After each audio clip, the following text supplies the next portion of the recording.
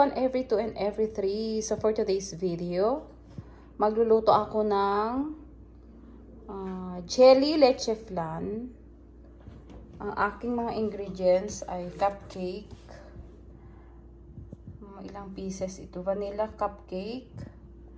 Meron akong condensed milk isang can ng evap. At meron akong isang cup ng asukal.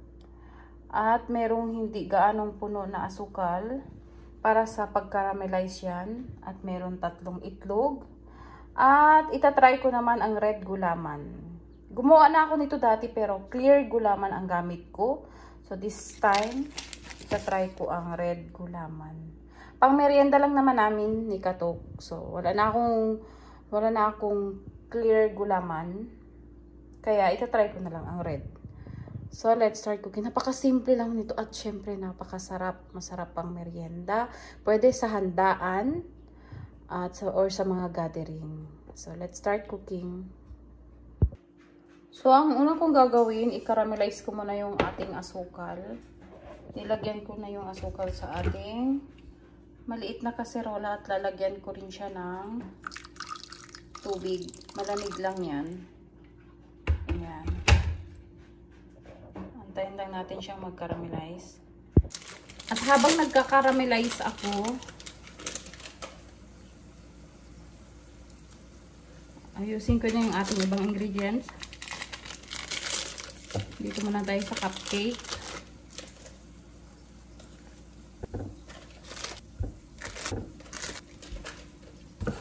Then, durugin lang natin.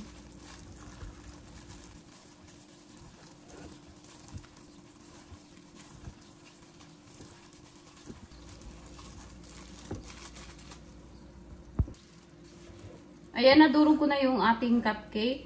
Lagyan na natin yung ating evap. Then, sunod natin yung ating condensed milk.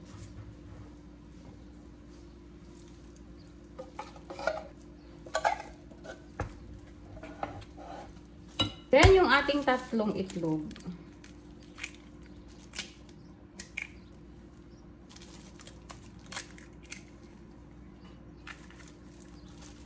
Then, mix natin. Mekos lang.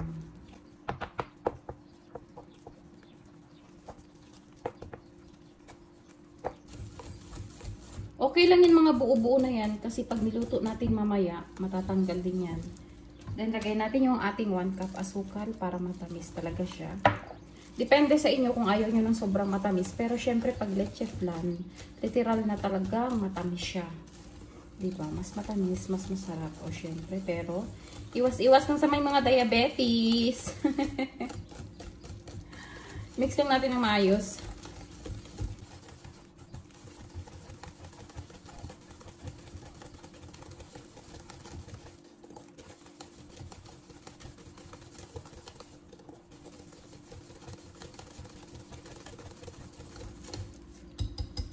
So, ganyan lang siya. Okay lang yung mga buo-buo. Kasi magiging fine din yan siya mamaya. Lulutuin pa naman kasi natin.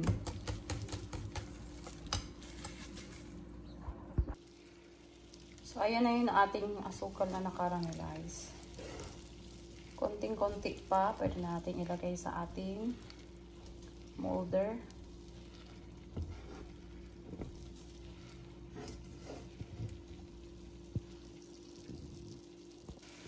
So, ayan, pag ganyan na siya, pwede natin ilagay sa ating lalagyan.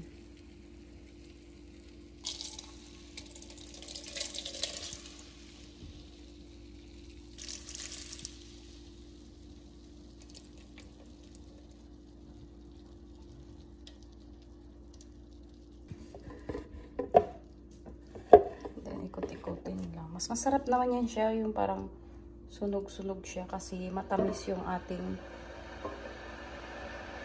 gagawin. So, pag na-combine yung lasa sa ibabaw, as in masarap. So, sa isang kaserola, maglalagay tayo ng 6 na baso ng tubig.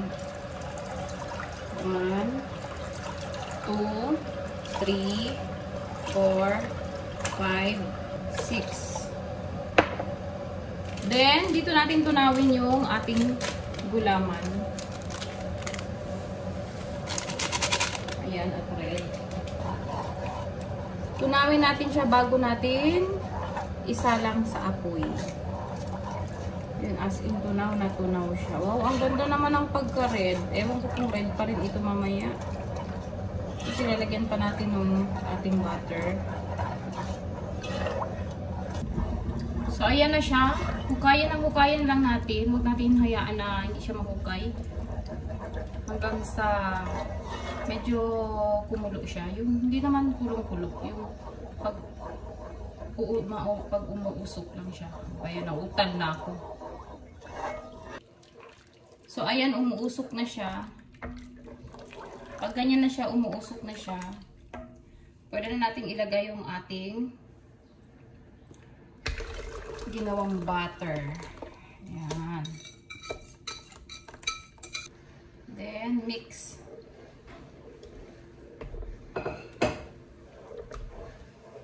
So, ang lagay pala nito, magiging pink siya.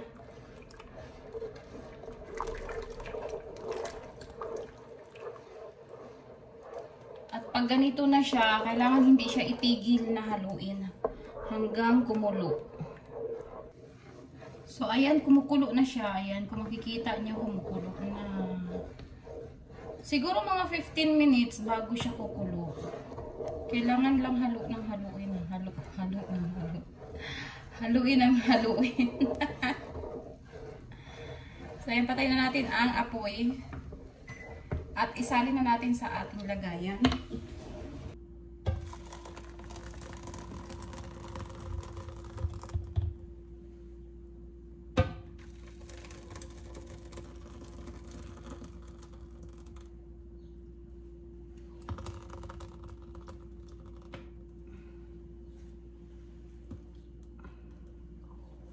So, kung makikita ninyo, parang liquid na liquid talaga siya.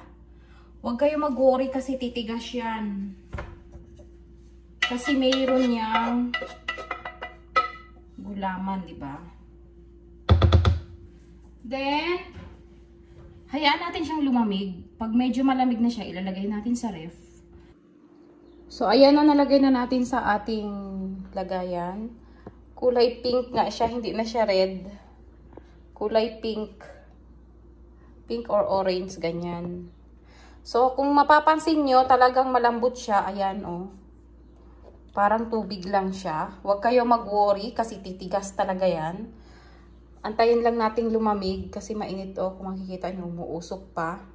Antayin nating lumamig, saka natin ilagay sa refrigerator. So, huwag mag-worry kung talagang malambot na malambot. Titigas din yan. Kasi may kasama ako doon sa Damam. Shout out Marites de la Cruz! Ganito yung ginawa niya ngayon. Akala niya lapsak. Sabi niya, ba't iba daw? Pinanood naman niya yung YouTube ko. Sinunod niya yung lahat ng proseso, kung papaano. Okay naman ang kanyang ingredients. Ngayon, nung binuhos nga niya, ganyan, habang pag mainit pa, lapsak. Akala niya, palpak. Tinapon niya. Sayang, ang mahal pa naman ng mga ingredients. So, antayin natin lumamig, tapos lagay natin sa refrigerator mamaya. So, ayan, malamig na siya. Oh, matigas na siya, ayan. Although, wiggle pa siya, pero matigas na yan siya. Ilagay na natin sa refrigerator. Charan! Ayan na siya, oh. Nilagay ko na talaga sa ref. This time, papakita ko na talaga na nilagay ko sa ref kasi papakita ko doon sa kasama ko na nasa Damam. Na ganyan, para tumigas siya. Kailangan ilagay sa refrigerator. Kasi yun sa mga unang video ko, hindi ko ata na ipakita na nailagay sa refrigerator. So, ayan, malamig na siya galing ng ref. Ayan, after 4 hours. 4 hours din. Kasi ang oras ngayon is alas 5. Magpa 5 hours din. So, ayan, matigas na siya. So, sa pagluto, kung halimbawa, tingin nyo malambot sa simula, ganun lang talaga yun. Tiyaga-tiyaga lang ng paghihintay. At titigas din siya. I-press lang yung sa gilid. Kasi yan yung mga dumidikit. Pati yung sa gitna. Then, flip natin.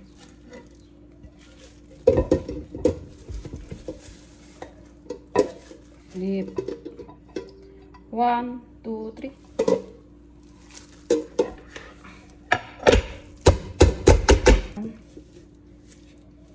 Wow. Wow, ang ganda, 'di ba? So kulay pink siya, hindi siya red. Kulay pink. Ang ganda. Ayan. So bago natin i-slice, picturean ko muna syempre para sa thumbnail.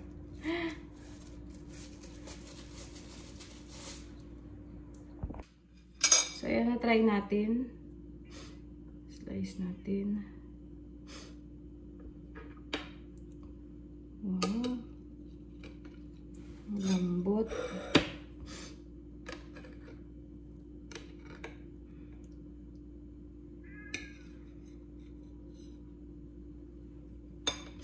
Yan siya. Kulay pink nga ang laman. Kulay pink siya.